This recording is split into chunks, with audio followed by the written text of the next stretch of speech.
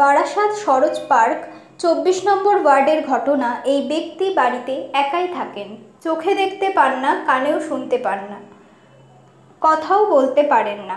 এলাকার লোক ৪-৫ দিন তাকে দেখতে না পেয়ে কাউন্সিলরকে ফোন করেন। কাউন্সিলর থানায় ফোন করেন। বারাসাত থানার পুলিশ সেখানে আসেন এবং তালা ভেঙে ঘরে ঢুকে দেখেন উনি অসুস্থ অবস্থায় পড়ে আছেন।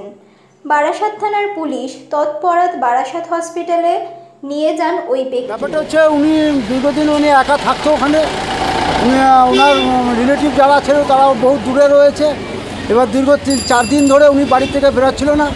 আমরা সবাই পাড়ার ক্লাবের ছেলেরা প্লাস থানা প্রশাসন নিয়ে মিডিয়াদের নিয়ে ওকে দরজা ভেঙে বের করা হয়ে আমরা হাসপাতালে নিয়ে এসে একাই থাকতো। উনি বোবা মানুষ, উনি কানে শোনে না, বোবা। উনি আত্মীয় স্বজনের মধ্যে 2 ভাই আছে, এক ভাই মারা গেছে, এক ভাই বেঁচে আছে। তাকে ফোন করা হয়েছিল, সে বলছে আমরা রবিবার ছাড়া আসতে পারবো না। ওনারা কোথায় থাকে?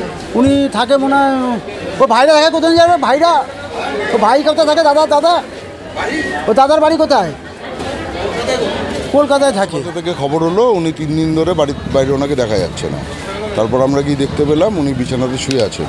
তারপর আমরা পুলিশের পারমিশন নিয়ে উপর দিয়ে দরজা ভেঙে ঢুকে ওনাকে নিয়ে হাসপাতালে আসলাম। ওনার দাদাকে ইনফর্ম করা হয়েছে, দাদা কলকাতায় কিছুক্ষণ তো থাকবোই, ওনার ভর্তি হয়ে যাবে, তারপর ডাক্তার যা বলবে সেইভাবে।